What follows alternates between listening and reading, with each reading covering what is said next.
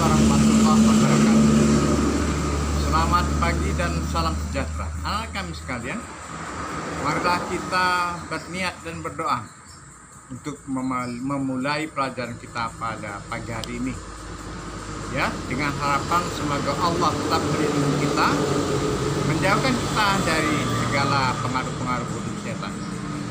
Anak kami sekalian, hari ini kita berada pada pertemuan yang ke-17 yang studi PKN untuk kelas 12. Nah, kita masih membahas tentang persatuan dan kesatuan bangsa Indonesia dari masa ke masa. Sekali lagi, persatuan dan kesatuan bangsa Indonesia dari masa ke masa. Tidak hanya Indonesia, semua negara di muka bumi ini punya catatan tertentu, ya, punya kejadian tertentu dalam waktu yang tidak terbatas. Jadi begitu juga halnya dengan Indonesia, ya. Nah, anak kami sekalian, yang lewat kita membahas persatuan dan kesatuan bangsa Indonesia pada masa revolusi kemerdekaan, yaitu sejak 18 Agustus 1945 sampai dengan 27 Desember 1949. Nah, masa-masa awal kemerdekaan ini terlalu banyak, ya, kejadian-kejadian yang diikut sertakan dengan, ya, campur tangannya penjajah, yang walaupun mereka dinyatakan sudah dinyatakan merdeka, namun mereka masih ikut campur. Belum lagi, ya, bagaimana situasi dalam negeri, misalnya adanya komunis yang ingin tetap berkuasa di Indonesia. Nah, ini semua mewarnai apa, mewarnai apa yang harus dialami oleh bangsa ini. Nah, anak kami sekalian, pada pertemuan yang lewat kita membicarakan, ya,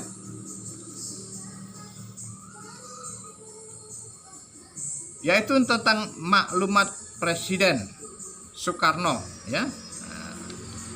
Nah, ada 3 maklumat yang dikeluarkan oleh Presiden Soekarno pada waktu itu. Nah, ini berkaitan dengan adanya tuduhan bangsa Belanda terhadap Indonesia. Apa itu tuduhannya? Ya, pada pasal aturan peralihan Undang-Undang Dasar 45. Ya, ini menjadi dasar. Pada aturan peralihan Undang-Undang Dasar 45 dijadikan dalih oleh bangsa Belanda menuduh Indonesia sebagai negara diktator karena kekuasaan negara terpusat pada presiden. Untuk melawan propaganda Belanda pada dunia internasional, maka pemerintah Indonesia mengeluarkan 3 maklumat. Ya, yang pertama maklumat Wakil Presiden nomor 10 yang tertanggal 16 Oktober 1945. Yang menghentikan kekuasaan luar biasa dari presiden.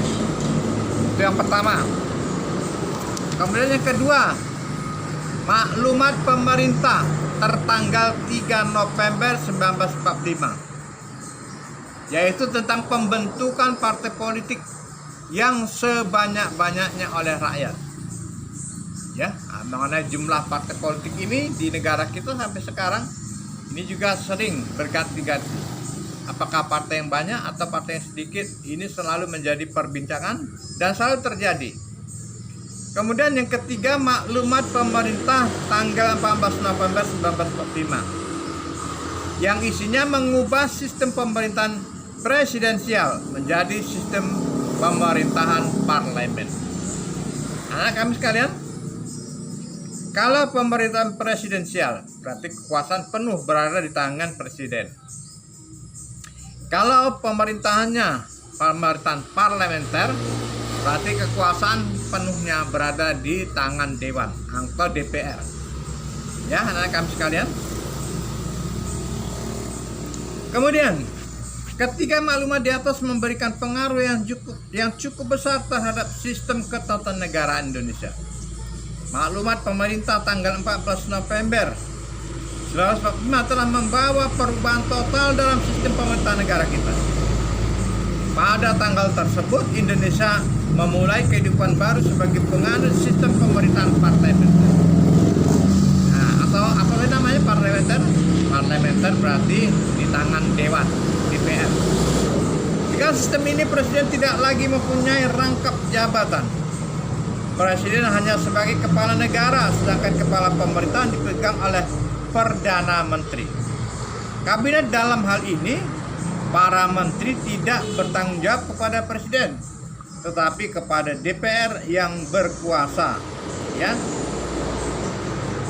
Yang berikutnya, secara konseptual, ya tertulis, perubahan ini diharapkan akan mampu mengakomodasi semua kekuatan yang ada dalam negara ini. Akan tetapi pada kenyataannya sistem ini justru membawa bangsa Indonesia ke dalam keadaan yang tidak stabil. Kabinet-kabinet parlementer yang dibentuk gampang sekali dijatuhkan oleh mosi tidak percaya dari DPR. Sistem pemerintahan parlementer tidak berjalan lama. Sistem tersebut berlaku mulai 14 November 1945 dan berakhir pada 27 Desember 1949. Dalam rentang waktu itu terjadi beberapa kali pergantian kabinet. Kabinet yang pertama dipimpin oleh Sultan Syahrir, yang dilanjutkan dengan kabinet Sultan Syahrir II dan III. Sewaktu bubarnya kabinet Syahrir yang ketiga, sebagai akibat meruncingnya pertikaian antara Indonesia dan Belanda, pemerintah membentuk kabinet presidensial kembali, yaitu pada 27 Juli 1947 sampai 3 Juli 1947. Nanti ya, lebih kurang sebulan. Namun atas desakan dan beberapa partai politik, Presiden Soekarno kembali membentuk kabinet parlementer. Di antaranya, 1. Kabinet Amir Syarifuddin yang pertama, yaitu 3 Juli 1947 sampai 11 November 1947. Ya, hanya beberapa bulan saja. Yang kedua, Kabinet Amir Syarifuddin yang kedua, ya, 11 November 1947 sampai 29 Januari 1948. Kemudian yang ketiga, Kabinet Hatta yang pertama, yaitu 29 Januari 1948 sampai 14 Agustus 1949. Kemudian yang kelima, Kabinet Hatta yang kedua, 4 Agustus 1949 sampai 20 Desember 1949. Kondisi pemerintahan tidak stabil karena kabinet yang dibentuk tidak bertahan lama, serta rongrongan kolonial Belanda yang ingin kembali menjajah Indonesia. Nah, tadi di atas kita sebutkan ya, walaupun kita sudah dinyatakan merdeka, tapi Belanda masih ikut campur. Belanda masih ingin kembali menjajah Indonesia. Ya, nah, belum lagi bangsa Indonesia itu sendiri, seperti adanya kekuatan partai komunis yang ingin menguasai Indonesia. Jadi kekacauan itu benar-benar terjadi. Ya, begitulah situasi di awal Indonesia merdeka. Ya, nah, tidak seperti apa yang terjadi saat ini anak sekalian. Ya, sebuah kabinet selalu berjalan tepat pada waktunya, yaitu selama 5 tahun. Ya, nah, ya situasi ketika itu memang seperti itu. Karena Indonesia pada saat itu masih berada di awal-awal kemerdekaan. Situasi tidak stabil itu hal yang biasa. Jadi bangsa kita saat ini ya sudah berada pada situasi yang stabil, yang memiliki kekuasaan penuh terhadap negara dan bangsanya sendiri. Oleh karena itu kita harus bersyukur berada dalam keadaan situasi yang aman. Mudah-mudahan ya, mudah-mudahan itu seterusnya terjadi. Oleh karenanya ya, dalam pelajaran ini, dengan mempelajari sejarah ini, teruslah kita belajar anak kami sekalian, supaya kita memahami apa yang sebenarnya telah terjadi dan mungkin apa yang akan terjadi dan akan datang. Saya kira itu anak kami sekalian yang bisa saya jelaskan pada pertemuan hari ini. Insya Allah kita bertemu kembali pada pertemuan yang akan datang. Terima kasih. Wassalamualaikum warahmatullahi wabarakatuh.